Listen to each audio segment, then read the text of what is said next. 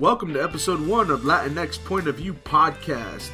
I'm your host, Leo Scarpati, along with my co-host, Gina Esquivel. And on today's episode, we will be discussing New Year's and the resolutions.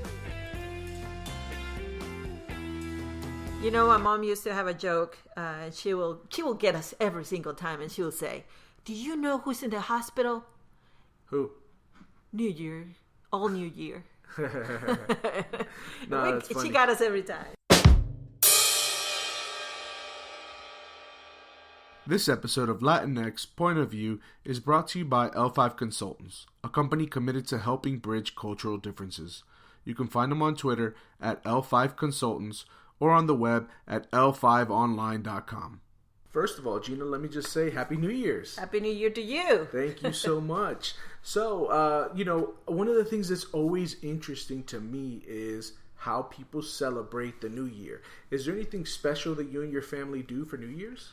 You know, it's kind of like the place you want to be somewhere special because of what it means to you. You know, you're kind of starting a new year. You want to have like this feeling. So being in a different place that is not your day to day is kind of where we lead to. Okay, that's interesting. For me, it's always been being around family. So for me, it's always been a tradition in my household that we have to be home at midnight. So it doesn't matter what time you get there, as long as you're home by midnight and you're there with the family. So I remember when I was 16 years old, and first kind of Christmas where I'm able to drive, and my dad lets me borrow the car, and I went to a party with my buddies, and the only thing he told my brother and I was, you gotta be home by midnight. You need to spend the New Year's with your mother here at the house. No, this is what happened. This is what happened in the story, Gina. We're at the party having a good time. We lose track of time.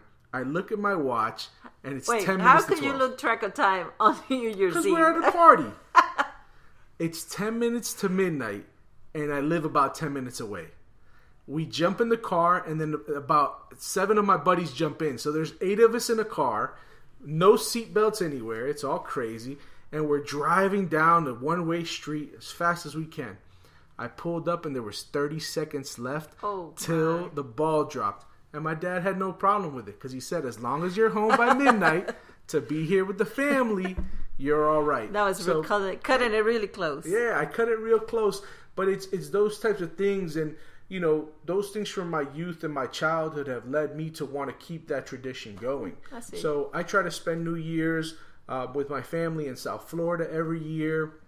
We will go and spend the time together, spring in the new year, and then afterward, we're free to go wherever we want. So if I want to go to a party afterward, if I want to go to a friend's house, if I want to go visit somebody, we can, as long as we're all in family. It's something that's really been important for my dad, I guess, since his youth. So, for me, that's just a custom or a tradition that's happened in my household. Yeah, it's interesting because when you ask me that, it makes me think about how I grew up. And since I moved here when I was 20, I have like these first version of being in Costa Rica and celebrating with family, which was very centered around family. And yes, we could go after somewhere and continue to celebrate.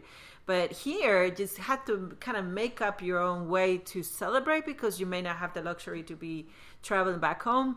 So I started thinking, well, maybe the one thing we do different about it is just go somewhere that is not the place that we normally are on a 364 days a year. So we kind of leave town to go somewhere, but I think maybe that is a substitution for family and kind of have a factor of surprise, maybe. Mm-hmm. No, that's real interesting. I know that my wife's from Venezuela, and she has for them, or in her household at least, New Year's was a big thing. So they would do a big dinner. They would all sit around the house together, and they would spend that time kind of getting the old year out and then bringing in the new year. In my household, it was different. We didn't do the big dinner, but we all had to be together at midnight. You never had to go to church on New Year's Eve? No. Because, that's a thing. Yeah, no. For many people, New Year's Eve, you have to go to church. But funny thing. That's a 2-hour church It's service. a 2-hour church. But, everybody has their own kind of superstitions, and this could be Latin households, I don't know, but my mom would make it a priority on December 31st that everything had today, cleaning the house and, you know, sweeping from top to bottom and mopping and making sure everything was wiped down. And I kind of got that, I absorbed that from my mom.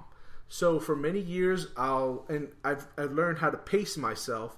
So usually the week of Christmas or after Christmas, I'll maybe wash my car one day so I have it kind of clean. I like to go get a haircut either the day before or the day of New Year's, just to go in looking, you know, fresh.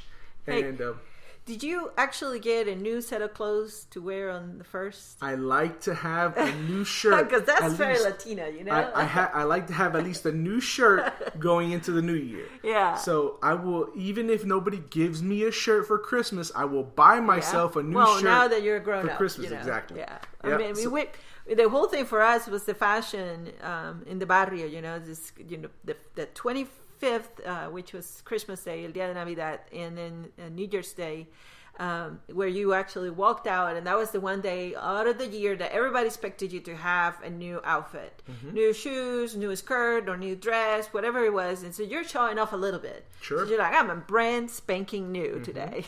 Yeah, and you know, I've always believed in that. I've always thought of those good vibes in the sense of, if you feel good going into the new year, you're going to have a good year. It's funny how we all have those little superstitions about us, right? And sometimes more, I always love learning about other folks, other Latino groups, and how they celebrate their New Year's and what little traditions they have. Do you guys do the grapes? That you eat 12 grapes? We do. We don't. Yeah. Huh. So my parents are Colombian, so we do the 12 grapes with the champagne.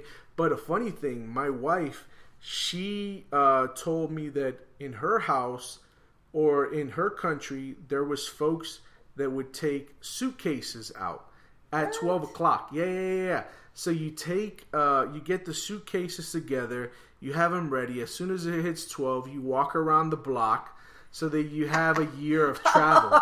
Yeah, it's really... I will start doing that. I will start doing that. Yeah, so, you know, it's for a year of prosperity, for a year of having good things. I like to have money in my pocket at midnight. Whoa. So I always make sure that I go to the bank or the ATM the day before and get a fresh $100 bill, and I have it in my pocket so that I have money going into the new year. So what does it say if you actually had too many tequilas before midnight? Are you going to be like, you're set up for the year?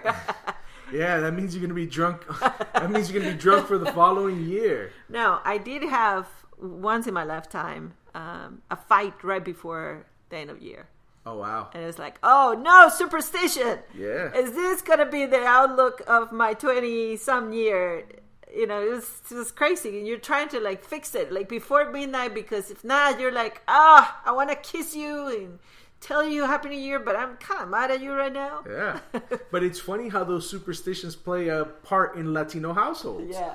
You know, where it's... And like I said, going back to that superstitious part of having the house clean, you know, there was years where I would sit and clean the house all day, and then it'd get to be about 11:30 at night, and I'd go shave. Of course, I already had the nice haircut, and then take a shower, put on my clothes, walk to the living room, get some grapes. The champagne's already poured, and we're ready to bring in the new year. What was the song, the famous song, El Caballo Viejo? El Caballo Viejo. Was it Caballo Viejo? El de la Burra Negra. No, that's another song. That's probably a Costa Rican song. Yeah. No. Alexa, play a traditional Latin song for New Year's Eve.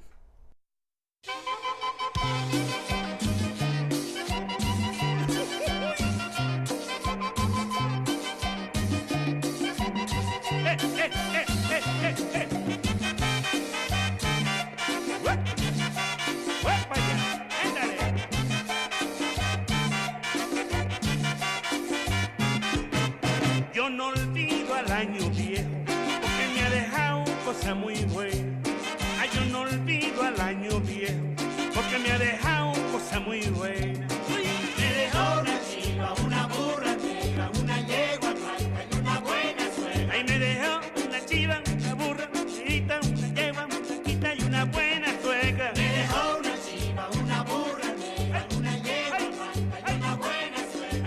that was it. That was the song we were both thinking about. El Año Viejo by Tony Camargo. That segment was brought to you by Civic Canvas, a bilingual consulting firm that brings opportunities to all communities through innovation, dialogue, and inclusion. They specialize in supporting businesses and nonprofits by designing high-impact programs, trainings, presentations, and stakeholder engagements for greater social impact. You can find them on social media at Civic Canvas or on their website, civiccanvas.com. Now, back to the conversation. Well, Gina, earlier you brought up the grapes. So the 12 grapes, las 12 uvas de la suerte, right? The 12 grapes of luck. And it's interesting that you say, it's tradition in certain countries, but, doing some research on it, it actually goes back to Spain. Wait, the research you just did wasn't Google's. Well, yeah, but it's research. I'm going to call it Google search. It's still research, whether I call my abuela or if I Google, it's still research. Okay. So, when I was looking at it, they said that it dates back to about 1895, and it actually became established in 1909, where people will have a grape for every month of the year, and it's supposed to be bringing you luck, so you're supposed to make a wish every time you eat a grape. I've kind of taken it and I've made it my own kind of American mixture to it, where I'll attach a resolution to each grape. Oh, wow. Yeah, so That's a lot of resolutions. Yeah, I try. Ouch. Well, I start getting off, after 5, I'm kind of like repeating them. I'm kind of repeating those resolutions to maybe that double enforcement, but just a question. How seriously do you take, your resolutions? I mean, do you even make New Year's resolutions? I know there's a lot of people that do, a lot of people that don't. I used to make the resolutions, but not anymore. I guess I became more cynical with time to know that it's not going to happen. Okay. Yeah, I wasted a lot of money. Did you? Yes. Did you? Okay. I had a lot of conversations, and almost like sets you up to failure. And maybe that's why it's like, no, I'm rather start something, because then it comes the Catholic somewhat resolution when it comes to Lent. Okay. And you also have to make some kind of, sacrifice or change something. And so you almost get a 2 in a year. It's kind of heavy.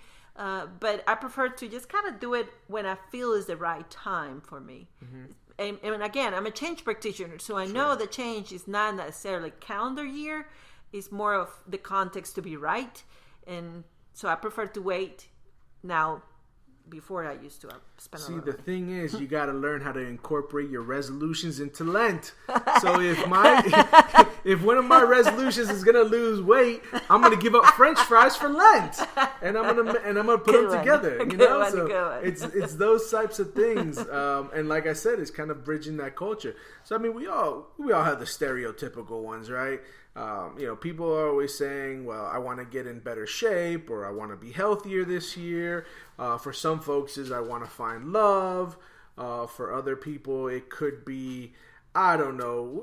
There's 3 top things that people usually ask for in terms of their resolutions, and it's usually related around money, health, and love. Love. Those are the 3 things.